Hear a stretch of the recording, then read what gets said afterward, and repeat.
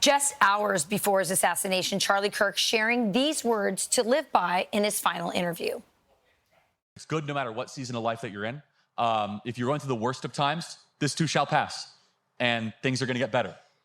If you're going through the best of times, though, it's really humbling. Like, this too shall pass, and this will fade away, because this will not last forever. So I love that. And they don't. Yeah, exactly. So it's a time-transcendent truth that applies towards all periods as an entrepreneur. It humbles you when you need it, and builds you up when you need it, gives you hope when you need it, and also gives you a little bit of a dose of a gut check. So what you're watching there is the last interview by Charlie Kirk. And that interview is airing now or tonight on Fox Nation at 8 p.m. Eastern. And also on Fox News today. So it's on Fox Nation, and it's going to be on Fox News at 8 p.m. So the co-founder and managing director of the Savory Fund, Andrew K. Smith, who was that person, that last person to interview Charlie Kirk, joins me now. Andrew, I watched this interview before I came to work today. It's fun, huh? It's really a great interview. You captured a side of him we'd never seen. So first of all, how did you come together? Because this is a restaurant group. This is a group of entrepreneur restaurateurs. How did Charlie Kirk end up with you on this? It's a wild experience just because Brian, his cousin, Brian Simowitz, he's one of our presidents of one of the brands that we've invested into, Houston Hot Chicken. And he one day said, hey, would you like to talk to my cousin? And I said, well, who's your cousin? He said, well, Charlie Kirk. I'm like, Charlie Kirk's your cousin? He said, well, yeah, I'd like to have you talk to him. He's a great business mind, and maybe he could come and speak to the entrepreneurs that you have at your Restaurantology Summit. I'm like, yeah, I'd like to meet him. Had a Zoom call, got to know him. I'm like, Charlie, you're like a brilliant businessman. He is. He has so many things going other than what we would imagine. I'm like, come share your story, because we learn from each other's stories as entrepreneurs and business owners. Sure. And he goes, I would love to do that. And I said, but we don't pay. This is something that you just give of your time. He goes, I don't want anything. I want to come and be part of this. And he came. We didn't pay him anything. He just wanted to be part and help. So you're a very successful entrepreneur. You've been in the business for a long time. Here comes Charlie Kirk. We know he's an entrepreneur. He's 31 years old. How do you assess his knowledge as an entrepreneur at such a young age? Well, it's because of his expansive network, right? Like, he touched a lot of people, and it's not just the way that we think. He was involved in so many other things behind the screen and behind the scenes. Yeah.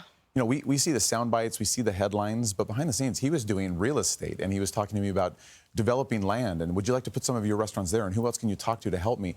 He was pushing his enterprise as a 31-year-old entrepreneur, and an entrepreneur has usually a lot of things going, and that's how you assess someone that's a true founder, and the founder mentality is he's blazing this trail, and everyone else is behind him going, I guess we'll just pick up the pieces. Yeah, you know, he's politically brave, but I always say that outside of the military, the bravest people in America are entrepreneurs, are small business owners. And so it doesn't surprise me that that came together. I want people to watch a little bit of this. This is Charlie Kirk on being an entrepreneur in this American economy. Watch.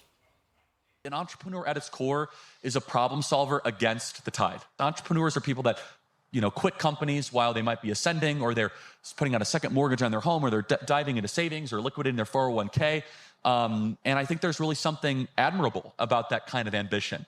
It makes the world a better place. I would say that the more that we can cheerlead the economy, the better. And the more that we can say that it's good, the more that it will be good. I would much rather be the United States than continental Europe right now. I would much rather be the United States than a lot of these other countries. Yeah, and he was pretty well traveled. He just got back from Korea, loved a lot of stuff he saw there, but he said nothing like being an American entrepreneur. Yeah, he was so excited about America. He was excited about how the American economy is set up for entrepreneurs, for founders. And I loved how he pointed that out as far as what a founder is. They go against the tide.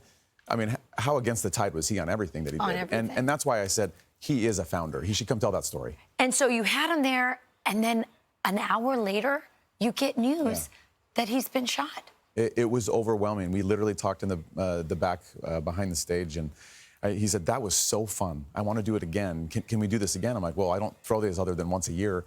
And he said, well, let's take a pic. We took a picture real quick, and he said, I'll call you after my event.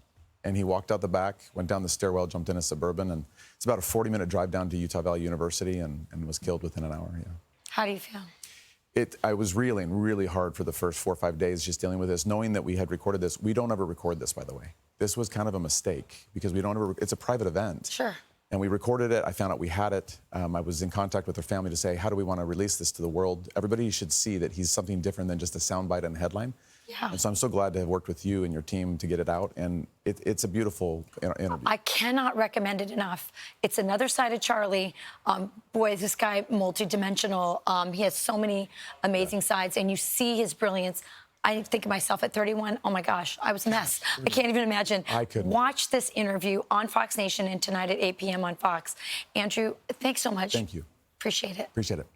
I'm Steve Doocy. I'm Brian Kilmeade. And I'm Ainsley Earhart. And click here to subscribe to the Fox News YouTube page to catch our hottest interviews and most compelling analysis.